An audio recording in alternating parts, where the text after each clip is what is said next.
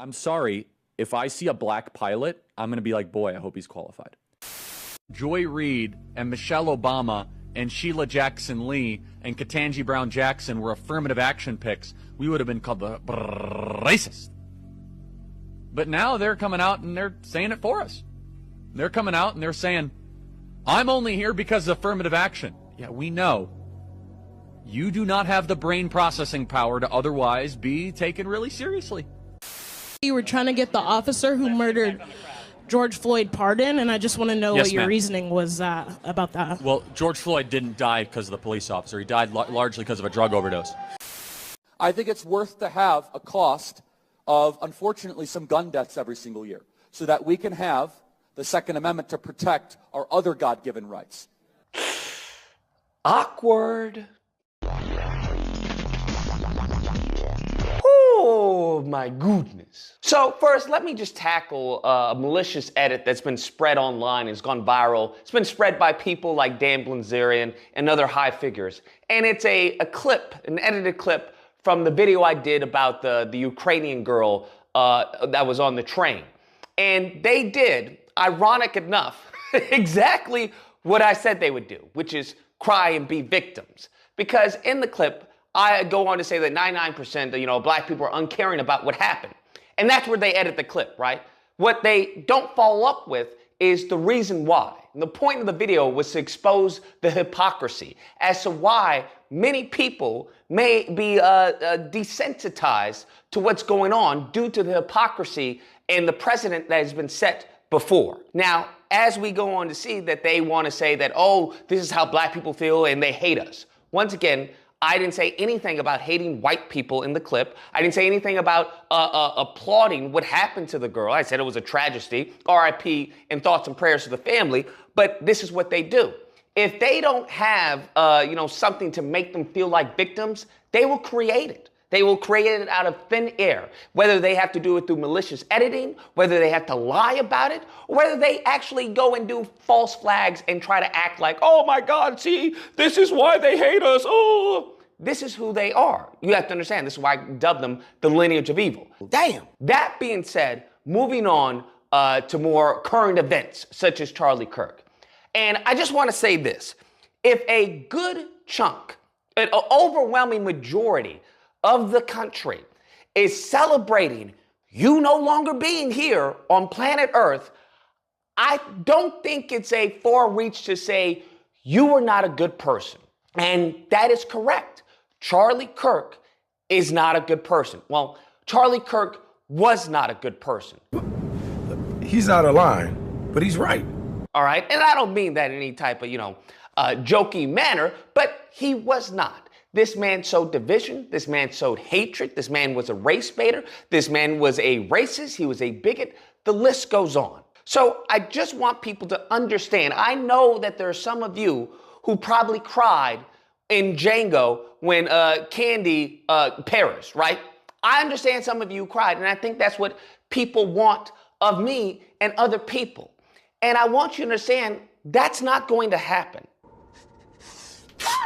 As a matter of fact, I would argue that would be evil and wicked to demand or expect empathy from people who have been harmed by a vicious and wicked man. And speaking of empathy, let's hear it from the horse's mouth. I can't stand the word empathy, actually. I think empathy is a made-up New Age term that does a lot of damage, but...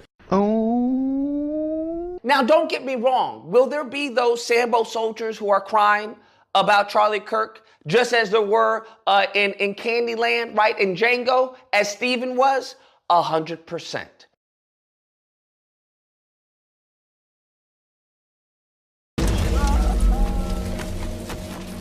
Will there be those Democrats, right, those liberals who are constantly talking about, oh, you're evil and what you're doing is fascism and blah, blah, blah, and they crying about Charlie Kirk? 100%. Imagine, Pathetic. I just want people to understand that there are some of us who stand on 10, all right? And it would be tantamount to asking Ben Shapiro if he cried upon finding out Hitler's passing. That's why I want you to understand. That's what it is. Now, of course, Ben Shapiro wasn't alive, but I'd be curious to hear his opinion on whether or not he would be mourning Hitler upon him finding out that he was no longer there. There were undoubtedly many nice slaveholders in the South. This is not meant facetiously, again. It's meant literally. Now, having said that, there is this pushback that people are, disingenuously giving of, well, he had a family.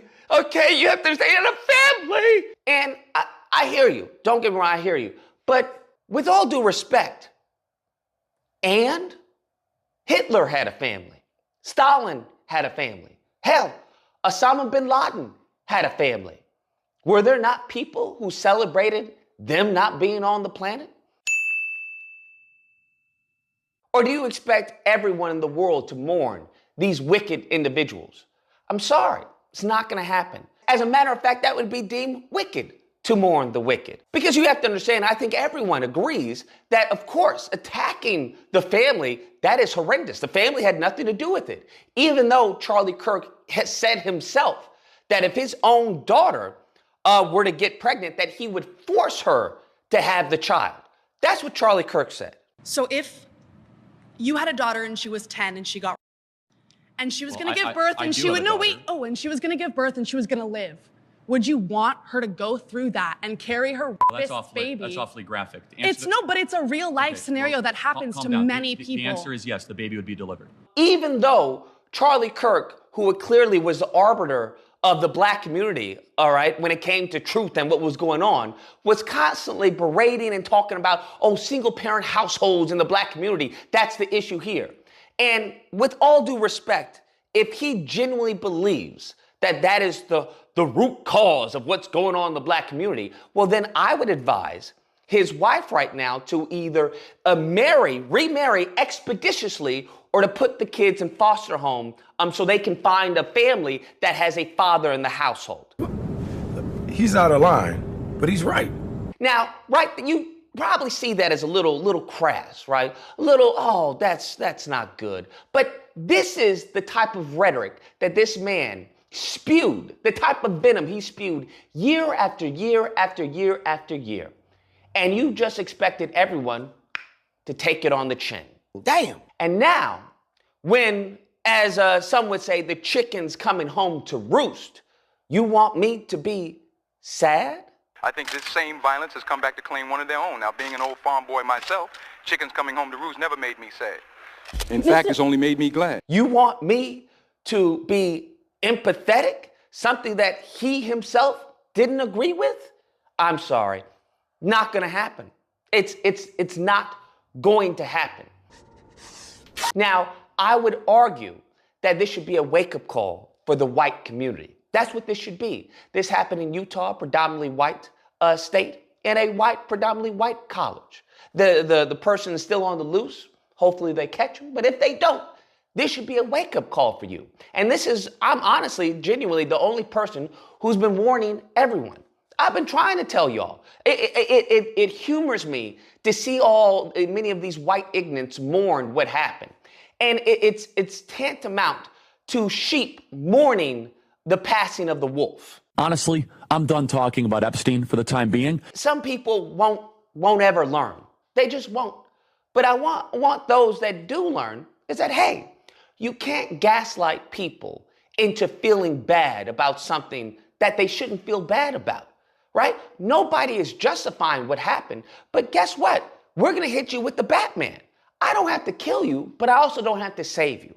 And by that standard, I don't have to praise what happened, but I also don't have to feel bad about what happened. I also don't have to be empathetic or sympathetic about what happened. I reserve the right to be indifferent, to be unapologetic about my indifference of what happened.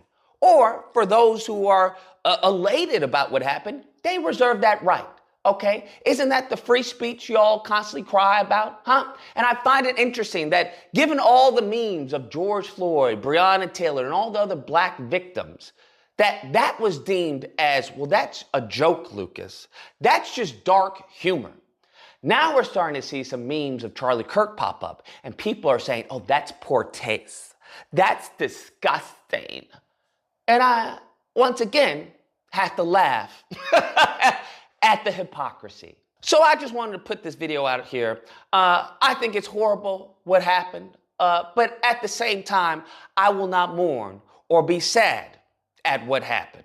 Anyways, guys, that's the video. Let me know what you guys think. Whether or not you believe, like, you just hate white people, you're evil. Or if you don't believe hate, absolutely, there's no hate in my heart. I'm actually happy. I'm having a good day. I don't know about you. I can't say the same for other people, all right? But yeah, no hate. Matter of fact, it's the opposite. I feel sorry for those of you who keep on going to the wolf as a sheep and then expecting some type of understanding of what's going on. Listen, that's a wolf. The wolf doesn't care for you. And I understand it's a wolf in sheep's clothing, but y'all gotta wake up before it's too late. But, you know, it is what it is. Nevertheless, if you happen to disagree, you know where to find me. Disagreement Day, Thursday through Saturday. There'll be a number on screen. You call in, and we duke it out. Otherwise, I hope you guys enjoyed the video. If you did, please feel free to like, share, comment. Let me know what you guys think, and subscribe. And all that fun stuff. Till next time, guys, be amazing. If I see a black pilot, I'm going to be like, boy, I hope he's qualified.